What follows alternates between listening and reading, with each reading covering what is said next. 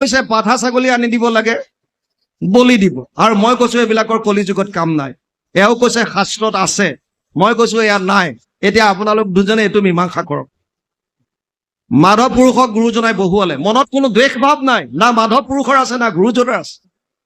কাৰণ খেলি মেলি তেওঁলোকৰ নিজৰ ব্যক্তিগত নহয়, খেলি মেলিটো শাস্ত্ৰত আছে।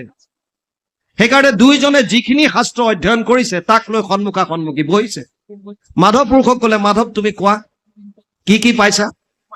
আৰু মাধৱ পুৰুষে যিমান শাস্ত্ৰ অধ্যয়ন কৰিছে তাৰ পৰা য'ত য'ত এই বলি বিধানৰ কথা আছে তেওঁ কৈ গৈছে। আৰু গুৰুজনাই ভাগৱতৰ উদ্ধৃতিৰে তাক খণ্ডন কৰি গৈ আছে। শেষত গুৰুজনাই ভাগৱতৰ পৰা এটা শ্লোক উচ্চাৰণ কৰিলে, যথা তৰুৰ মূলে নিচেচানেন তৃপ্যন্তি তদ স্কন্দ ভুজ উপশাখা প্ৰাণোপহাৰাচ্য যথেন্দ্ৰিয়ানাম তথা সৰ্ব অৰ্চনম অচ্যুতেজ্য। 4:31-14 চতুৰ্থ স্কন্ধ 31 নম্বৰ অধ্যায় 14 নম্বৰ শ্লোক ভাগৱত। ইয়াৰ অনুবাদ, বৃক্ষৰ মূলত যদি দেও আনি জল, ত্ৰিপিটি হুৱন্ত তাৰ পত্ৰ পুষ্প ফল, ডালে পাতে সিঞ্চে যদি মূলত নেদয়, কদাচিতো ডালে পাতে ত্ৰিপিটি নহয়। গুৰুজনাই ক'লে, বোকাটোৰ নৰে যদি অন্নক ভুঞ্জয়, ইন্দ্ৰিয়ৰ প্ৰীতি তাৰ সাধে আতিশয়। ভোজন বিহীনে পিন্ধে বস্ত্ৰ অলংকাৰ, ইন্দ্ৰিয়ৰ একো প্ৰীতি নসাধ হয় তাৰ। মাধৱৰ চকু থৰ হৈ গ'ল। গুৰুজনাই ক'লে, কৃষ্ণক পুজিলে পূজা সমস্তৰে হয়, পৃথকে পুজিলে পূজা কেহু নলয়, লগে লগে দীঘল পৰে। গুৰুজনাই ক'লে যে কি হ'ল মাধৱ, তুমি এবাৰ সেৱা কৰিলা আকৌ কৰিছা? বোলে হয় গুৰুজন, আগতে আপোনাক শিৰোমণি ভূঞা হিচাপে সেৱা লৈছিলো, আৰু এতিয়া আপোনাক মই আধ্যাত্মিক গুৰু হিচাপে শৰণ লৈছো।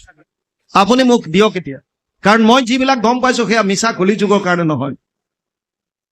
এতিয়া সৌনকেও এইটো প্ৰশ্ন কৰিছে সুতমুনিক, ভুৰিনি ভুৰি কৰ্মাণি শ্ৰুতব্যানি বিভাগস অত সাধু অত্ৰ যত সাৰম সমুদ্ৰিত্য মনীষয়া মাম ব্ৰুহি শ্ৰদ্ধানানাম যেন আত্মা সম্প্ৰসিদতি।